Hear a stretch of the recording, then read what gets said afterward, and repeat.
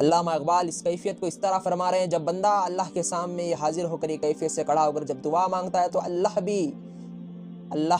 کا بھی جواب آتا ہے۔ افلاک سے آتا ہے نالوں کا جواب آخر، کرتے ہیں خطاب آخر، اٹھتے ہیں حجاب آخر۔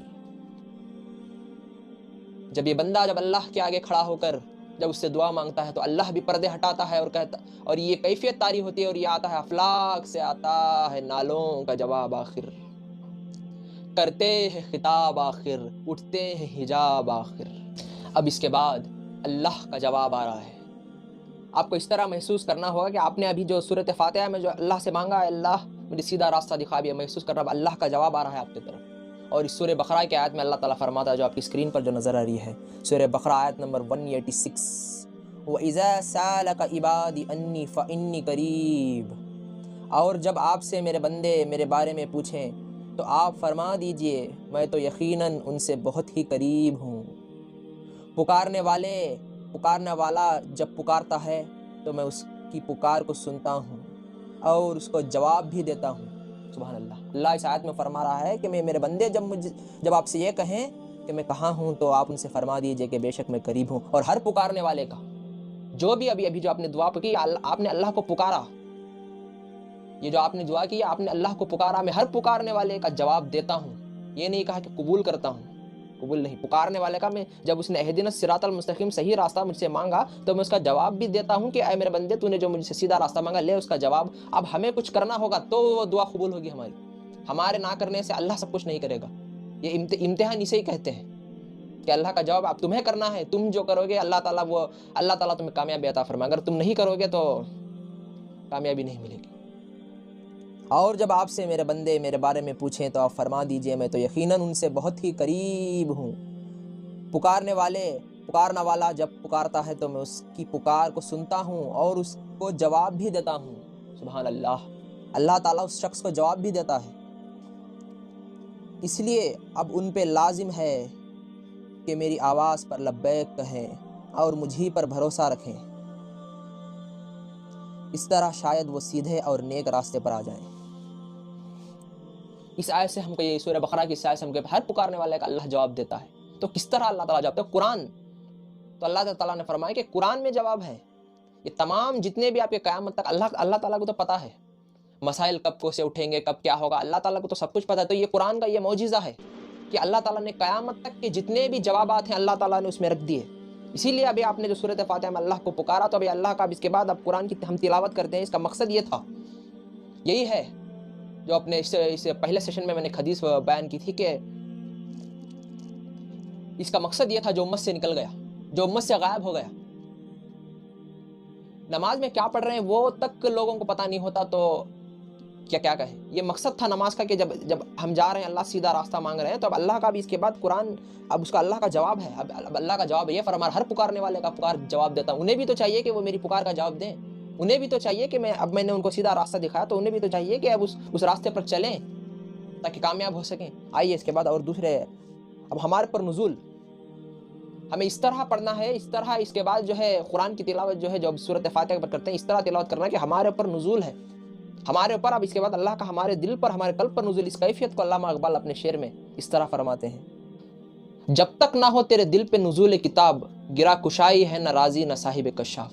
ان تفسیروں سے ان سے کچھ نہیں ہوگا جب تک تو یہ محسوس نہ کرے کہ اللہ تجھے بات کر رہا ہے، ورنہ لوگ کہیں گے یہ تو پرانے واقعات ہیں، یہ ان کے واقعات ہیں، یہ تو اللہ ان سے فرما رہا ہے، یہ تو کافروں سے فرما رہا ہے، یہ تو منافقوں سے فرما رہا ہے۔ نہیں، اللہ تمہارے سے بات کر رہا ہے کہ یہ کرو، یہ ہمارے پر نزول ہے۔ اور یہ سورہ بقرہ کی آیت ہے جس میں اللہ تعالیٰ فرماتا ہے قولوا آمنا باللہ وما انزل الینا، تم کہہ دو ہم اللہ پر ایمان لائے اور اس کتاب پر جو ہماری طرف نازل کی گئی، اس پر غور کیا، ہماری طرف نازل کی گئی۔ اور ایک صورت میں سورہ نمبر 3 آیت نمبر 84 میں اللہ تعالیٰ فرماتا ہے قل آمنا باللہ وما انزل علینا، اس میں الینا تھا اس آیت میں، اس آیت میں اللہ تعالیٰ فرما رہا علینا، کہو ہم اللہ پر ایمان لائے۔ اللہ پر ایمان لائے مطلب اللہ نے جو کچھ قرآن میں فرمایا، جو کچھ ہم کو قانون دیا کامیابی کی، ان پر ہمارا پکا ایمان ہے کہ وہ یہی کامیابی کا راستہ ہے۔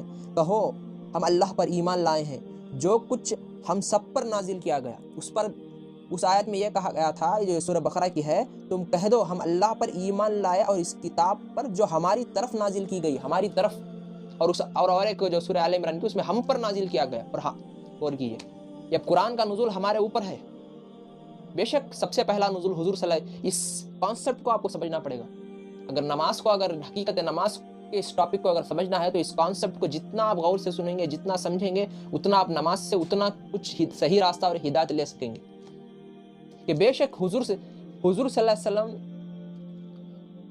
وسلم پر سب سے پہلے نزول جو ہے قرآن کا سب سے پہلا نزول حضور صلی اللہ علیہ وسلم پر تھا۔ وہ کیسا نزول ہوتا تھا؟ جب بھی کوئی پریشانی آتی تھی، کوئی تکلیف ہوتی تھی، جو بھی حالات ہوتے تھے تو اللہ کا کلام ان پر اترتا تھا، تو وہ مسائل کا حل جو ہے اس قرآن پر اس میں ہوتا تھا، اس کے ذریعے سے ہدایت اور رہنمائی لیتے، اور حضور صلی اللہ علیہ وسلم جو ہے اس سے وہ اس وقت کے مسائل حل ہوتے تھے۔ تب یہ قرآن کا معجزہ ہے، یہ قرآن زندہ کلام ہے، وقت کے ساتھ یہ بڑھتا ہے، لفظ وہی، الفاظ وہی، لیکن اس کے معنوں کا نزول ہوتا ہے ہمارے اوپر۔ تو ابھی قرآن میں جو ہے جتنا بھی جو بھی نزول ہونا تھا وہ سب کچھ نزول ہو گیا، لیکن ابھی جو ہے معنوں کا نزول ہوگا ہمارے اوپر، کہ وہی آیت ہوگی، اسی میں ہمارے لیے سیدھا راستہ چھپا ہوا ہوگا، بس ہم کو ڈھونڈنا ہوگا، بس ہم کو کوشش کرنی ہوگی۔ اسی طرح اللہ تعالیٰ ایک سورت میں فرماتا ہے، لقد انزلنا، یہ دیکھیں یہ سورہ نمبر 21 آیت نمبر 10 ہے، لقد انزلنا الیکم کتابا فیہ ذکرکم افلا تعقلون، ہم نے بے شک تم سب کی طرف ایک ایسی کتاب نازل فرمائی جس میں تم سب کا ذکر ہے، کیا تم عقل سے کام نہیں لیتے؟ اور کیا ساتھ میں اس میں اللہ فرمایا، ہم نے بے شک تم پر ایک ایسی کتاب، اس سے پہلے ہم نے یہ سمجھا کہ ہمارے پر نزول ہے بھی ہے، سب سے پہلا نزول حضور صلی اللہ علیہ وسلم تھا، اس کے بعد ہمارے پر نزول ہے۔ اب اس کے بعد اس آیت میں اللہ تعالیٰ فرما رہا ہے، بے شک ہم نے ایک ایسی کتاب نازل کی جس میں تمہارا ذکر ہے، تمہارے مسائل کا حل تمہارا ذکر ہے۔ اور ایک آیت میں جو آپ کے اسکرین میں جو سماعت فرمی، اس آیت میں فرماتا ہے، یہ سورہ 23 آیت نمبر 71 میں اللہ تعالیٰ اس آیت کا کوئی حصہ میں بیان کرتا ہوں، ہم نے ان کی نصیحت پہنچا دی ہے لیکن وہ اپنی ہی نصیحت سے منہ موڑنے والے ہیں، ہم نے ان کی نصیحت پہنچا دی ہے لیکن وہ اپنی نصیحت سے منہ موڑنے والے ہیں۔ تو اس دونوں آیتیں جو آپ کی اسکرین پر جو نظر آ رہی ہیں، اس میں اللہ تعالیٰ یہ فرما رہا ہے کہ بے شک ہم نے ان کے پاس ایسی کتاب نازل کی جس میں ان کا ذکر ہے، ان کے مسائل کا حل ہے۔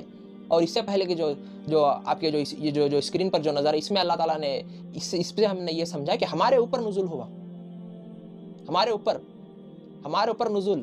اور جو اس سے پہلے جو آیت تھی اس میں اللہ تعالیٰ نے فرمایا تھا کہ ہر پکارنے والے کا میں پکار کا جواب دیتا ہوں، انہیں بھی تو چاہیے کہ میرے پکار کا جواب دیں، بے شک میں ہر پکارنے والے کے پکار کا جواب دیتا ہوں۔ تو وہ کیا ہے، اللہ کا جواب کیا ہے؟ تو وہی قرآن ہے۔ قرآن میں اللہ تعالیٰ نے ہر مسائل کا جواب دے دیا۔ تو اور دو آیتوں میں ہم نے یہ سمجھا کہ ہمارے اوپر نزول ہے قرآن کا، جب ہم نماز پر کھڑے ہوتے ہیں تو یہ سوچنا یہ ہے کہ ہمارے اوپر نزول ہو رہا ہے۔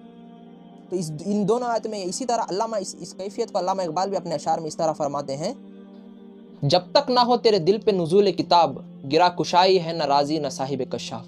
ان تفسیروں سے ان سے کچھ نہیں ہوگا جب تک تو یہ محسوس نہ کرے کہ اللہ تجھے بات کر رہا ہے۔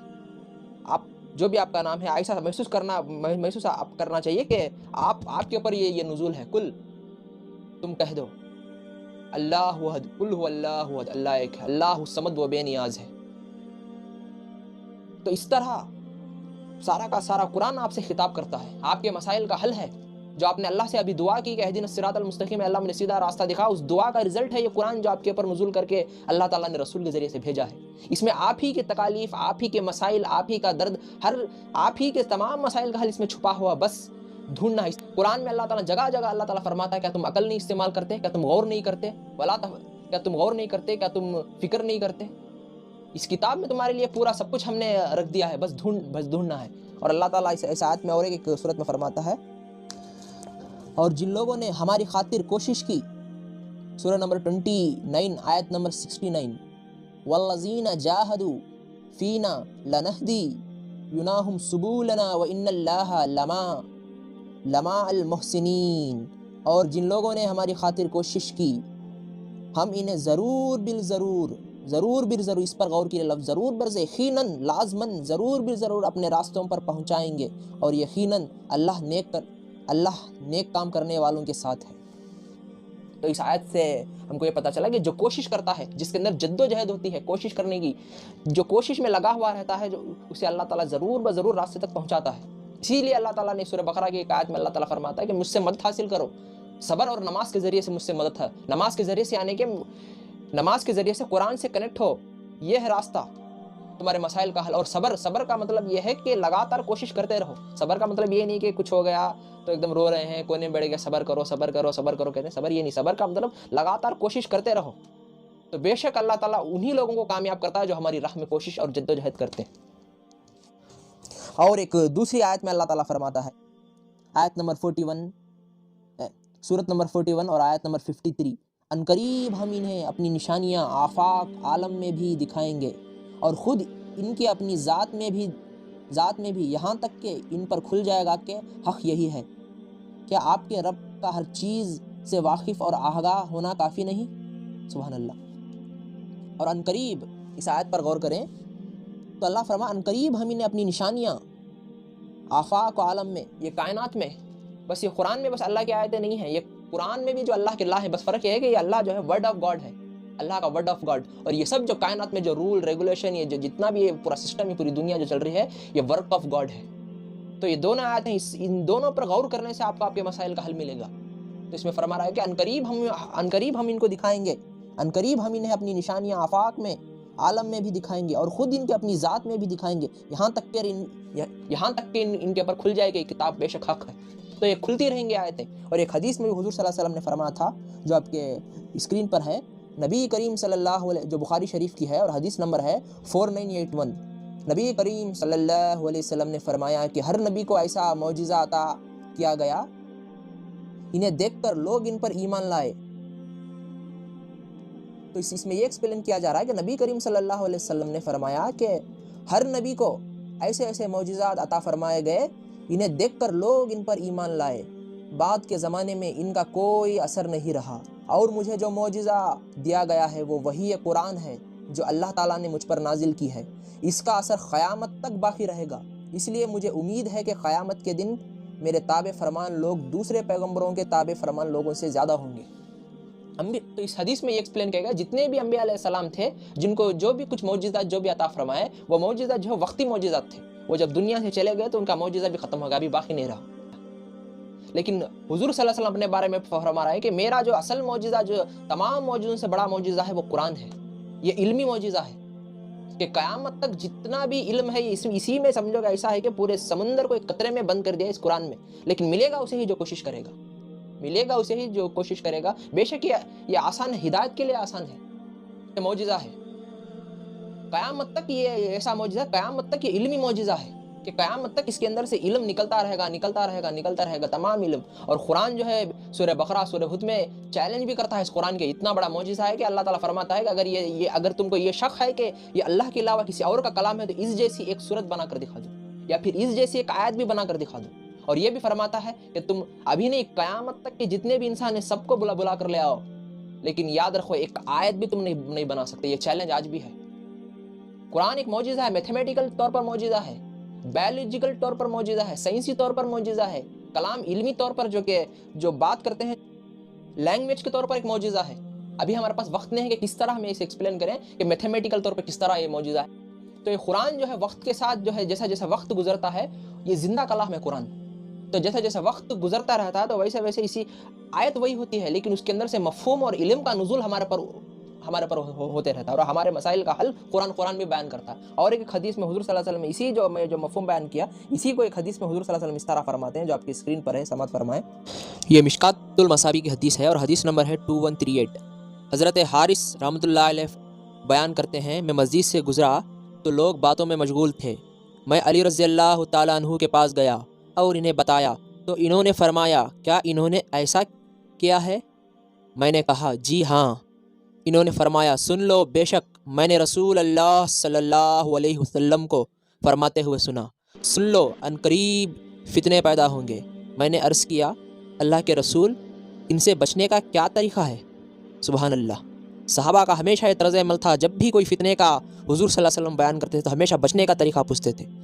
تو آپ صلی اللہ علیہ وسلم نے فرمایا، اللہ کی کتاب، سبحان اللہ، اللہ کی کتاب، اس میں سابقہ قوموں کے احوال اور مستقبل کی خبریں اور تمہارے مسائل کا حل ہے۔ وہ فیصلہ کن ہے، بے فائدہ نہیں۔ جس نے اعزار و تکبر سے اسے ترک کر دیا، اللہ نے اسے ہلاک کر ڈالا۔ جس نے اس کے علاوہ کسی اور چیز سے ہدایت تلاش کرنے کی کوشش کی تو اللہ نے اسے گمراہ کر دیا۔ وہ اللہ کی مضبوط رسی یعنی وسیلہ ہے، وہ ذکر حکیم ہے اور صراط مستقیم ہے۔ سبحان اللہ۔ جو آپ نے ابھی دعا مانگی تھی اہدنا الصراط المستقیم، تو یہ قرآن ہے صراط مستقیم، وہ ذکر حکیم ہے اور صراط مستقیم ہے۔ اس کی وجہ سے وہ ذکر حکیم ہے اور صراط مستقیم ہے، اور نہ علماء اس سے سیر ہوتے ہیں کثرت تکرار سے، وہ نہ پرانی ہوتی ہے اور نہ ہی اس کے عجائب ختم ہوتے ہیں۔ وہ ایسی کتاب ہے کہ جسے سن کر جن بے ساختہ پکار اٹھے کہ ہم نے عجیب قرآن سنا جو رشد و بھلائی کی طرف رہنمائی کرتا ہے، لہٰذا ہم اس پر ایمان لائے۔ جس نے اس کے حوالے سے کہا اس نے سچ کہا، جس نے اس کے مطابق عمل کیا وہ اجر پا گیا، جس نے اس کے مطابق فیصلہ کیا اس نے عدل کیا، اور جس نے اس کی طرف بلایا وہ صراط مستقیم کی طرف ہدایت پا گیا۔ سبحان اللہ۔ ہم ڈریں اس کتاب کو بغیر سمجھے پڑھنے کے، اور اس وقت کو یاد کریں کہ اس قرآن کا حق ادا کیے بغیر ہم چلے گئے تو اس وقت کو یاد کریں جب رسول کہیں گے وقال رسول یا ربی ان قوم اتخذوا هذا القرآن مہجورا، اور اس وقت رسول فرمائیں گے اے میرے پالنے والے مالک، میری امت نے تو اس قرآن کو بالکل ہی چھوڑ کر ایک طرف رکھ دیا تھا۔ تو شفاعت تو دور کی بات، رسول جب اس قرآن کو، اس کلام کو اگر امت چھوڑ دے گی تو گواہی دیں گے کہ یہ وہی قوم ہے جس نے اس قرآن کو چھوڑ دیا تھا، بس رسم کے تحت ان کے رہ گیا تھا، اس سے ہدایت لینا بالکل چھوڑ دیا تھا۔ مستقیم تو اس حدیث کا یہ ٹکڑا سنانا چاہتا تھا کہ یہ حدیث تمام، اس سے پتہ چلتا ہے کہ اس قرآن میں تمام مستقبل کے احوال، تمام تمہارے مسائل کا حل چھپا ہوا ہے، بس آپ کو ڈھونڈنا ہوگا۔ جس طرح اس صورت میں اللہ تعالیٰ فرمایا تھا کہ یقیناً جو ہماری راہ میں جد و جہد کرتے ہیں، جو ہماری راہ میں کوشش کرتے ہیں، ان کو یقیناً ہم جو ہے سیدھا راستہ دکھاتے ہیں، اور ہماری کائنات میں ہماری آیتیں بکھری ہوئی ہیں، اور اس قرآن میں بھی ہماری آیتیں بکھری ہوئی ہیں۔ جو بھی اس طرح کوشش کرتا ہے ہم اس کو سیدھا راستہ دکھاتے ہیں۔ اور اس سورہ بقرہ کی آیت میں یہی فرمایا تھا ہم ہر پکارنے والے کی پکار کا جواب دیتے ہیں، ان کو بھی تو چاہیے کہ میری پکار کا جواب دیں۔ تو یہ تھا اسے سمجھنے، اسے جتنا آپ سمجھیں گے اتنا نماز کے اور قریب اور اللہ کے اور قریب ہوتے جائیں گے۔ تو یہ زندہ کلام ہے اللہ تعالیٰ کا، کہ وقت کے ساتھ جیسے جیسے وقت گزرتا ہے اسی طرح اس کے اندر سے علوم اور فنون نکلتے رہتے ہیں، بس آپ کو بھی زندہ ہونا پڑے گا۔ اگر ہم بھی زندہ ہوں گے تو اس کلام سے کنیکٹ ہو پائیں گے، اگر ہم اس کلام سے کنیکٹ نہیں ہو پا رہے ہیں، کلام سے جڑ نہیں پا رہے ہیں، تو اس کا یہ مطلب ہے کہ ہم مردہ ہیں۔ اگر زندہ ہوتے تو زندہ سے بات کرتا ہے، کوئی اگر مردہ پڑا ہو تو آپ سمجھیں گے کوئی کسی سے بات کرے گا، وہ ہم جتنا بھی اسے بات کریں، جتنا بھی بات کریں وہ جواب نہیں دے گا، کیوں؟ وہ مردہ ہے۔ تو زندہ ہمیشہ زندوں سے بات کرتا ہے، اگر ہم زندے ہیں تو قرآن بھی ہمارے سے بات کرے گا۔ یہی علامہ اقبال نے اپنے اشعار میں فرمایا تھا جب تک نہ ہو تیرے دل پہ نزول کتاب، گرا کشائی ہے نہ راضی نہ صاحب کشاف۔ تو یہ کلام جو ہے، یہ کلام جو زندہ کلام ہے، اگر ہم بھی زندے ہوں گے تو اس کلام سے جڑ پائیں گے۔ اگر ہم زندے نہیں ہیں، اگر مردے ہیں تو اس کلام سے بس نہیں جڑ پائیں گے، تو یہ رسم کے تحت رہ جائے گا۔ جس طرح میں نے شروع پہلے سیشن میں حدیث فرمائی تھی، ایک وقت آئے گا کہ قرآن بس امت میں رسم کے طور پر آج اس سے ہدایت لینا۔ یہ قرآن تو آیا تھا قوموں کو عروج کے لیے۔ ایک قوم تھی، غور کریں، حضور صلی اللہ علیہ وسلم کی ایک صحابہ کی ایک قوم تھی جو ایک دم گری ہوئی قوم تھی، ان پر ایک قرآن جب ان پر آتا ہے، جب ایک رسول جب ان کے پر قرآن آتا ہے تو وہ قوم کہاں پہنچی؟ تو یہ قوموں کے عروج کے لیے آیا تھا۔ اگر ہم بھی زندہ ہوں گے تو اس سے کنیکٹ ہو پائیں گے، اگر اس قرآن سے ہم کنیکٹ